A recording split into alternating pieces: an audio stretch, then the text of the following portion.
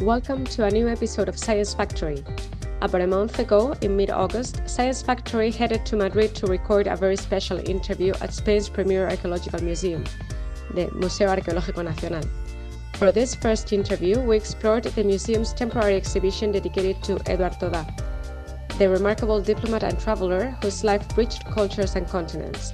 Surrounded by fascinating artifacts and stories from Toda's journeys, we had the privilege of speaking with Isabel Olbés. Isabel's expertise and passion bring fresh perspectives on archaeology and cultural heritage. In our conversation, she reflects on Toda's legacy, the significance of preserving history, and the ways museums connect people to the past. So sit back and join us as we journey through history, culture, and discovery, right here on Science Factory.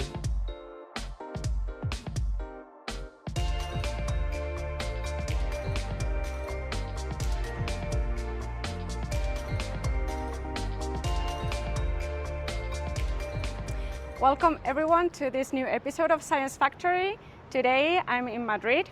It's August, it's super hot, so I don't recommend it to anyone, although I have to say that Madrid in August is very nice. Yeah, hardly anyone in the Absolutely, city. Because everybody runs away from the city. But I have the pleasure of being hosted today by Isabel Olbés in the Archaeological Museum in Madrid. Isabel, can you introduce yourself and tell us about your role and your mission within the museum? Well, my name is Isabel Olbés Ruiz de Alda. I'm an Egyptologist and I'm the assistant curator in the Egyptian Antiquities and Near Eastern Department in the Museo Arqueológico Nacional. I've been working here for nearly 5 years. And prior to that, before becoming a civil servant, I worked here in the museum way back in 2011. So for me, it was like coming back to the museum. I work with Esther Pons Mellado, who's the head curator of the department. We're only two, but I think we're quite busy. Every time someone comes, we try to attend them. We have a huge collection, and we're expecting all of you to come and visit us here in the MAN. And today, what are you going to show us? Well, we could go first to see the permanent rooms where we have the majority of the objects that are housed here in the museum belonging to our department, and then also an exhibit that we have now until the 5th of October on a private collector and a Spanish vice consul in Egypt. His name is Eduard Toda Iguel. So okay, let's go and see it. Yes, wonderful.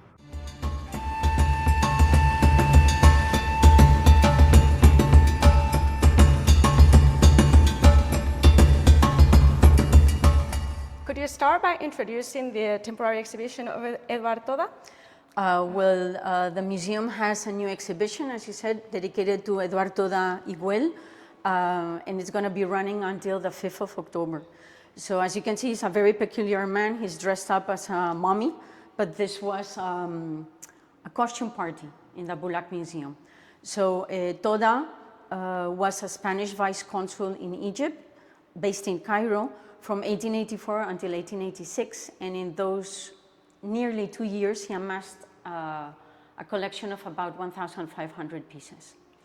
Huge collection. Mm-hmm. So the thing is that when he came back to Spain, part of it was donated to the Biblioteca Museo Víctor Balaguer in Vilanova i la Geltrú in Barcelona, and the rest, about 1,300 pieces, were sold to the state, and it was deposited here in the MAN. So for us, in terms of quantity and quality and diversity, Toda's collection is the biggest one in our department.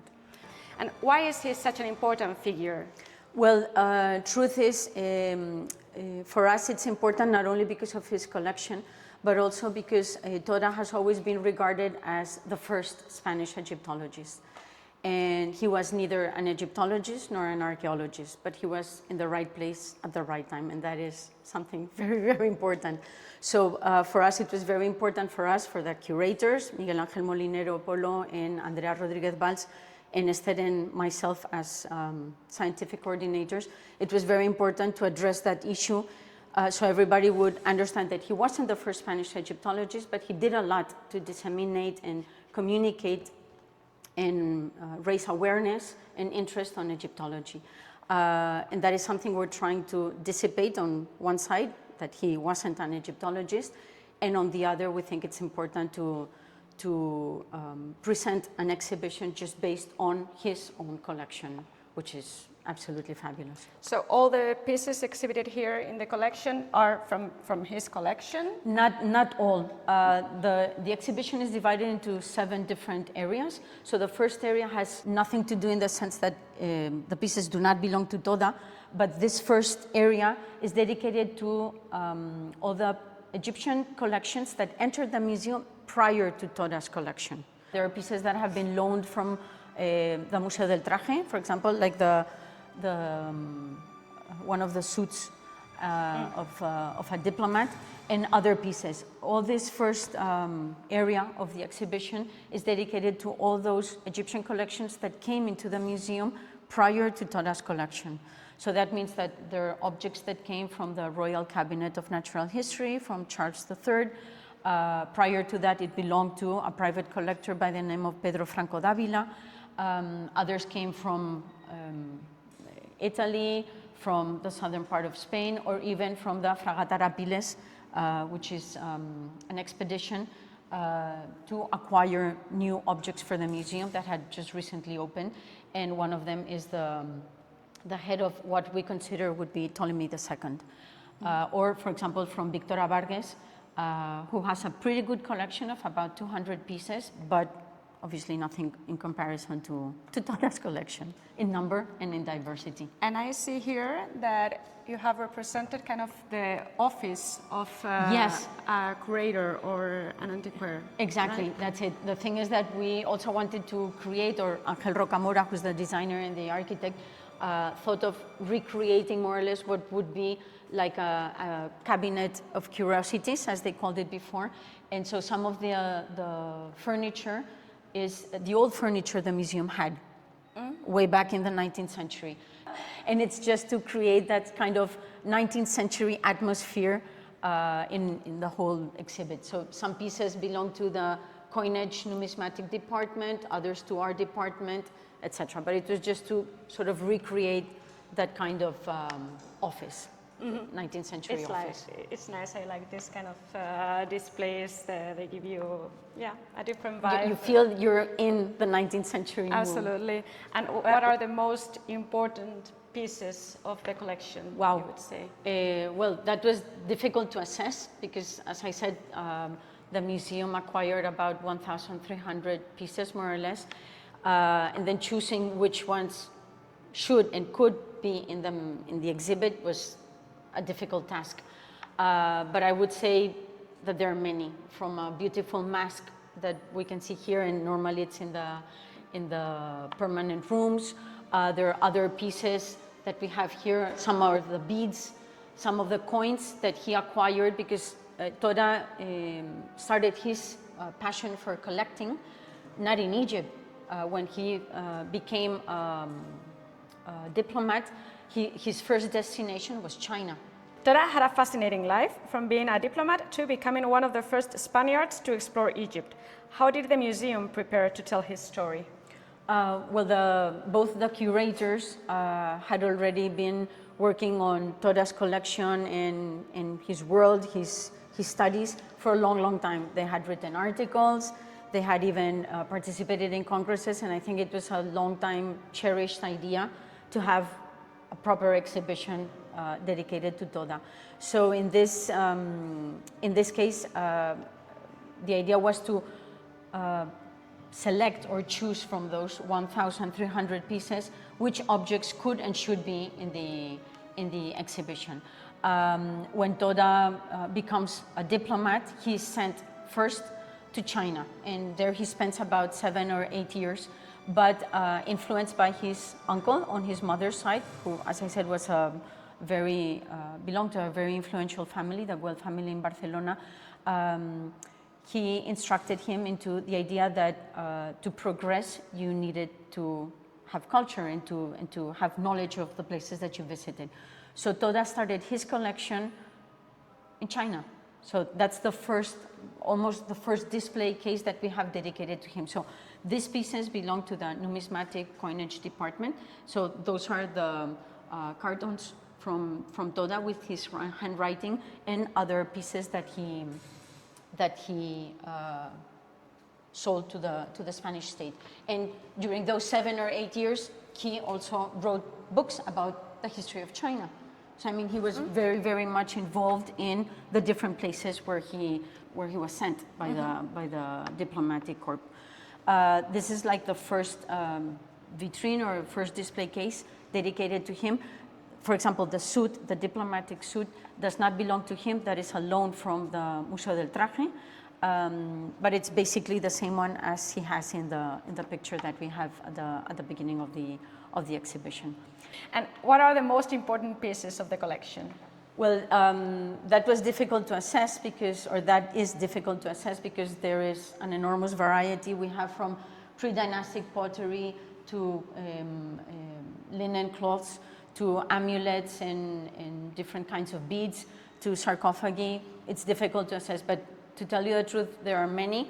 I would think that perhaps the object that really reflects Toda's voyage in Egypt during 2 years would be the Shabti box of Habegenet, which is in the recreated tomb of Sennacherib. That's TT1. That's Theban tomb number 1. I think that really reflects the whole idea of the exhibit.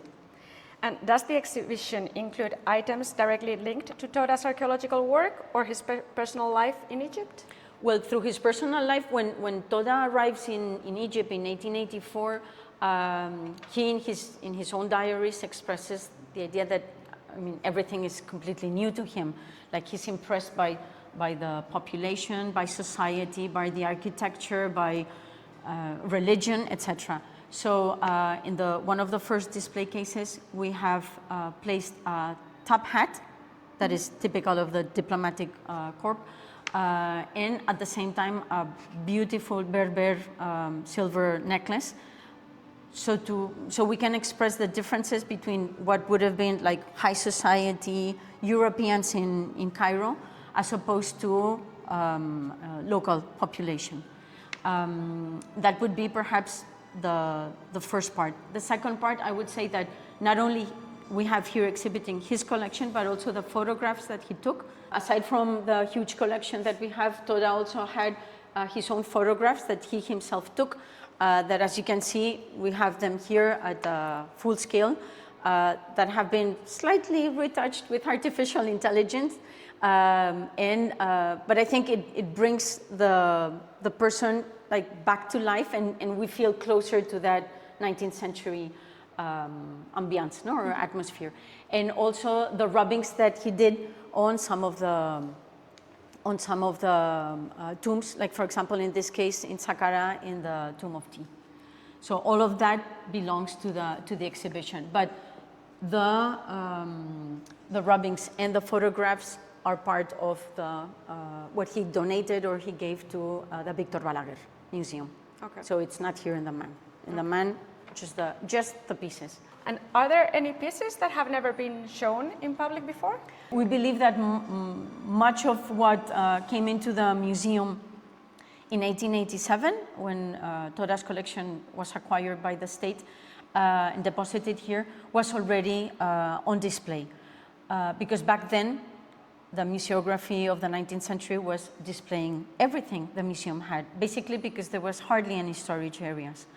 But from then on until now, the majority of what is here was in the storage areas. It wasn't on display, and it's not on display. And probably the majority of it will go back to sleep in the rooms. Other pieces, very important pieces, such as the sandals, for example, or the comb, etc., or even the mirror, are part of the permanent collection. That's what I was going to ask, because I saw yesterday the permanent collection, and there are a lot of labels saying that this piece has been moved to the temporary exhibition. Exactly. It's true that I know that when visitors come and they see so many labels, that can be a bit annoying. But since it's in the same building, if you're interested and you want to know more about that, then please come and visit our exhibit in Toda. Many of the pieces, or the most important pieces that we have in the permanent rooms, belong to his collection. So many of them are here right now. Seeing so many labels give the public a pretty good idea of how important these pieces from this collection are, because they are exhibited in the permanent collection. And how did you organize the exhibition so the public can understand both sides of Toda, the personal side and the scientific or Egyptological side? Once we knew exactly which pieces were going to be part of the exhibit, then the designer and the architect came in. That's Ángel Rocamora and his team, and they, with the curators and with the scientific coordinators, the museum, many people participating in this exhibit, decided that it was going to be divided into 7 different areas.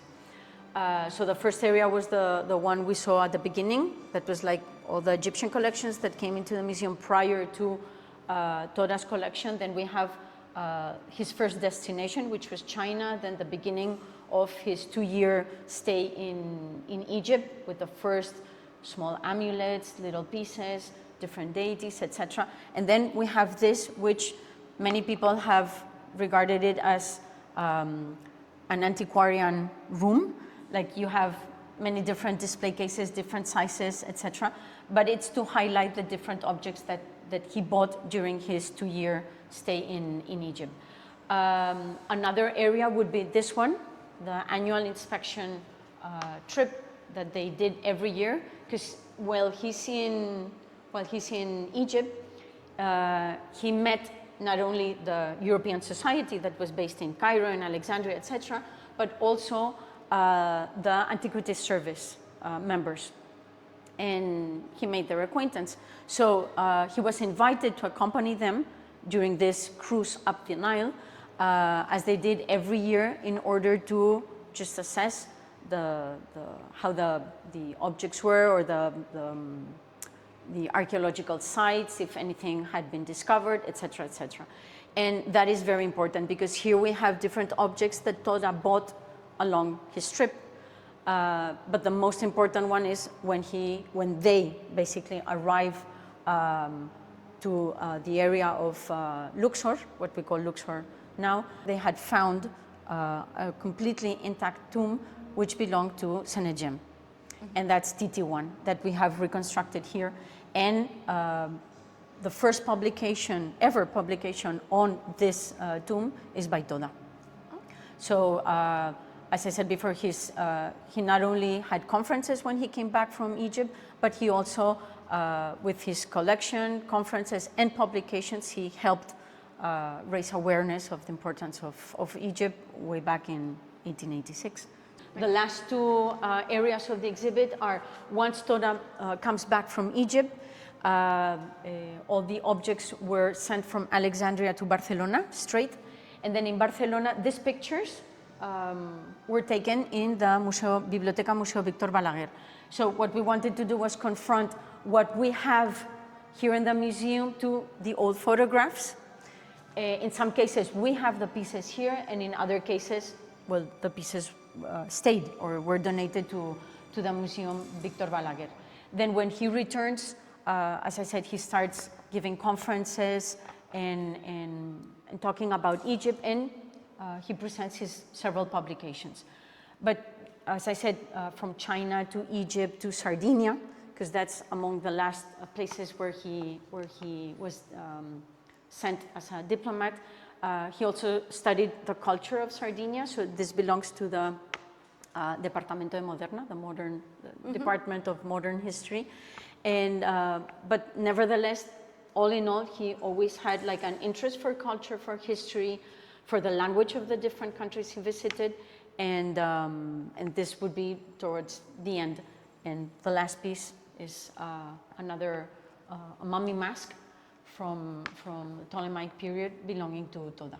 Well, all in all, we just wanted to thank him in a way for a wonderful job in amassing such a good and big, different and a huge variety of objects that was later on given to the museum. And as I said at the beginning, this is our biggest collection in our department, in the Egyptian department.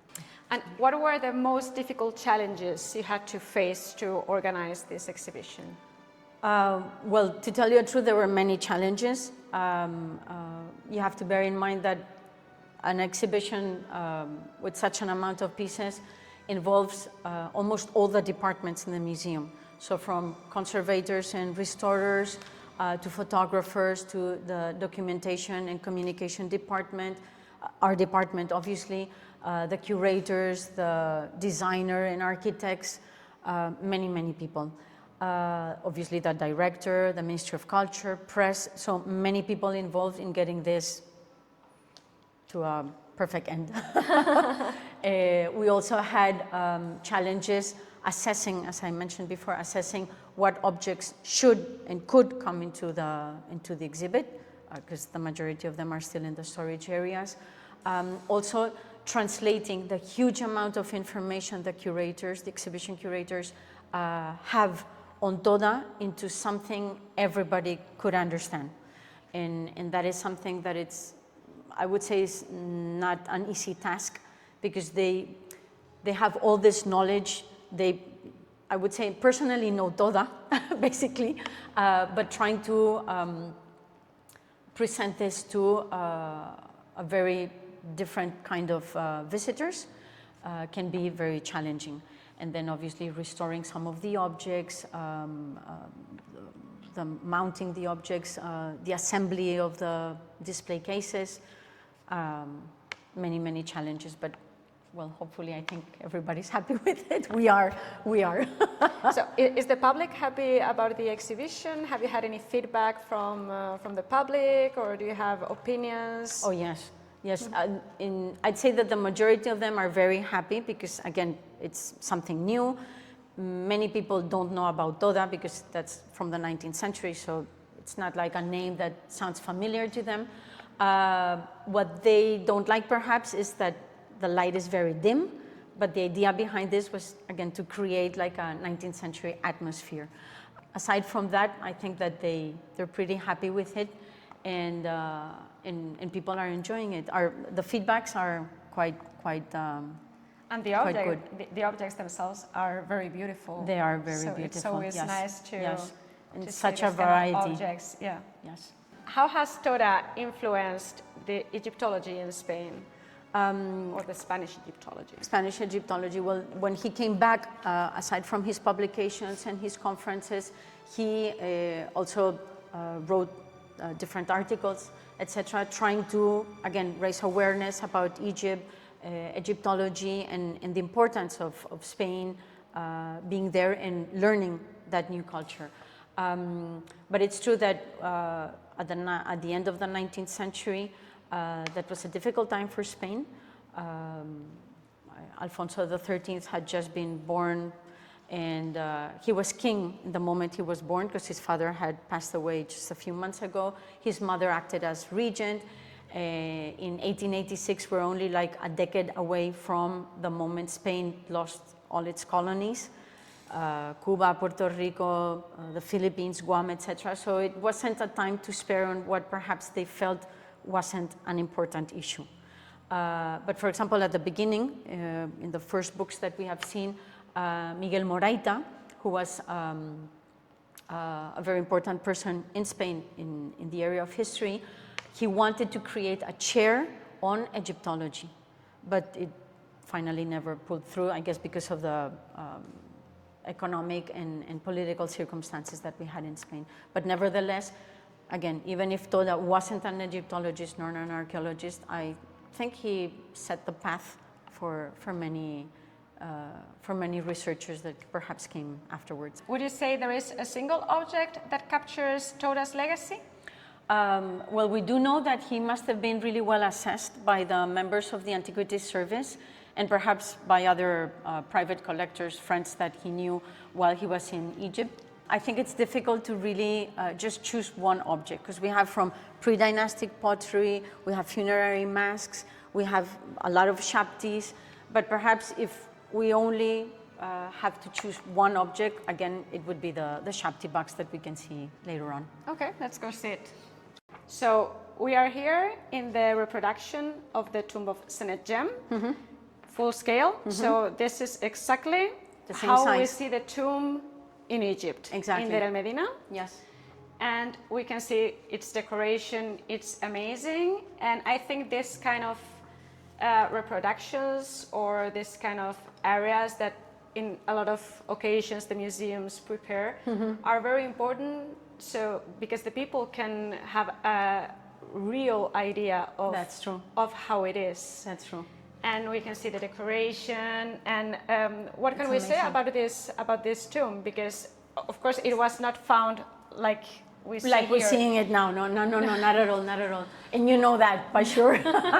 No, it's when the team arrived in Luxor, prior to that, the tomb had been discovered. And apparently it was the first intact tomb.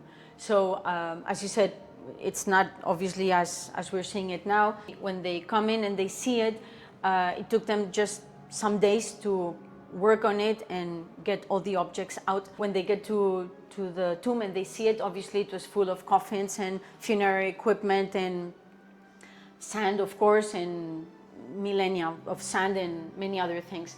So they obviously saw the absolutely amazing paintings where we have the field of reeds, where Sennacherib is working with his wife.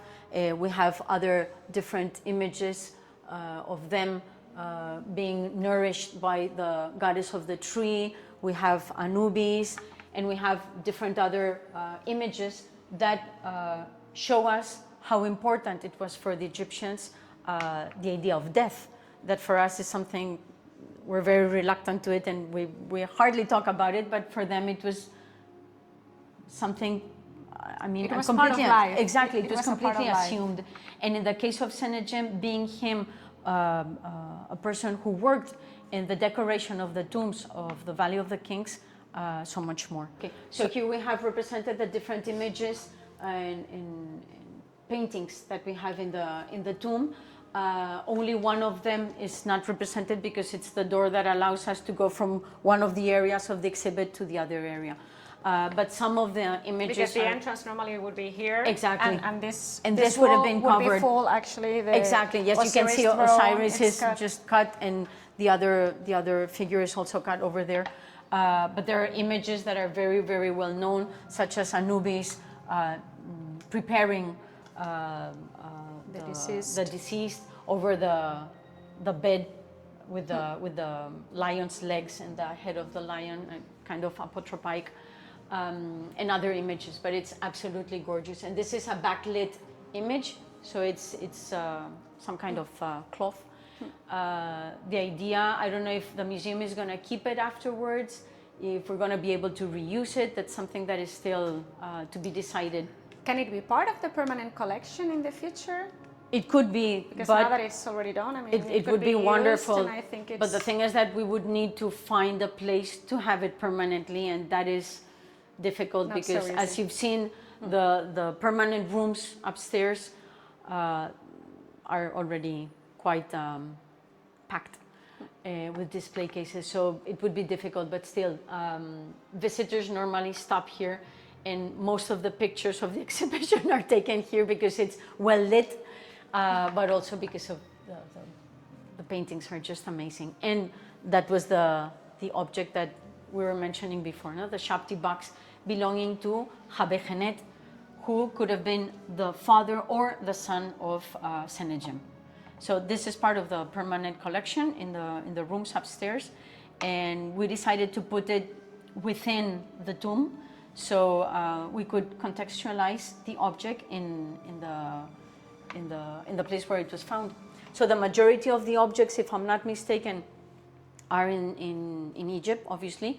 I'm not sure if others are in the States, I'm not quite sure, but this one was bought by Toda and was part of his collection that ended up here in the Man. So we're very happy. So we hope that you can keep this yes. installation, because it's really stunning, and I think the public enjoys it very much, very much indeed. I hope you can find a solution to keep it in the permanent collection. Fingers crossed.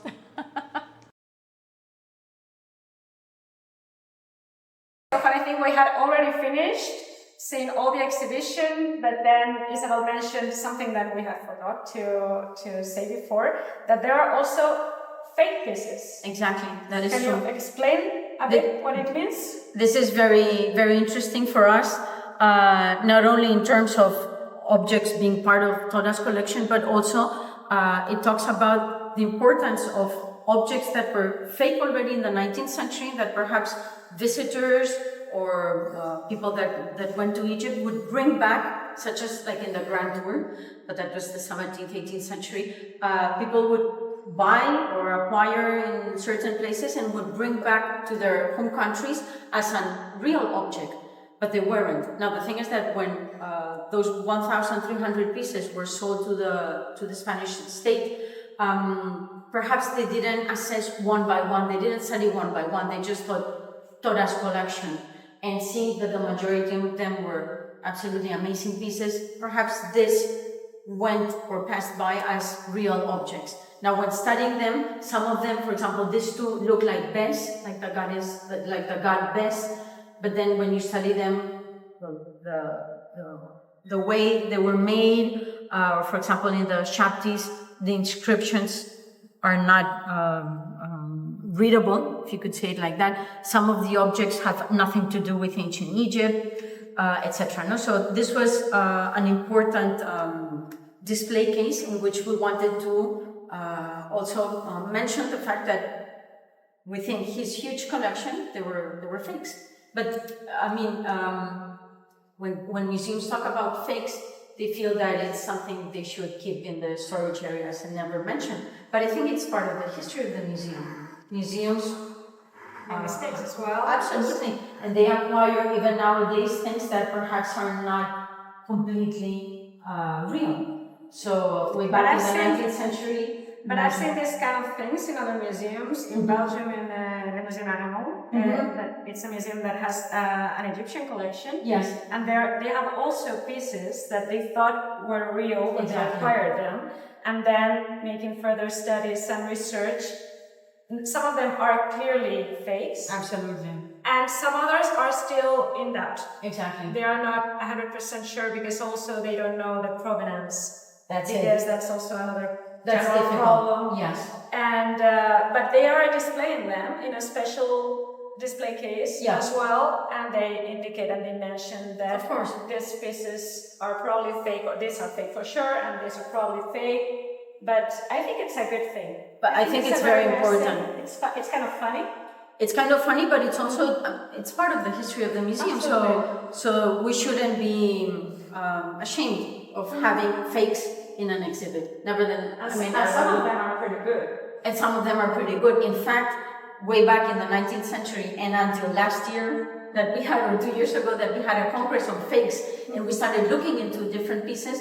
That Esther and I started looking into them, and we were like, so this they thought was Egyptian. But of course, with our knowledge nowadays, you cannot, how would I say, you cannot go against what was thought of in the 19th century. But still, it was interesting to see that there were fakes, or even some of them were difficult to really assess, is this fake or is this a real? But also considering that before we could read hieroglyphs, there were many things that could be hieroglyphs or something similar to that. But I don't know if it's in Brussels. I don't remember exactly which museum it is, but there is a scarab, a very big one, and the inscription behind is a fake one. But the funny thing is that it was made by the son of an Egyptologist who could read hieroglyphs. So the inscription is correct.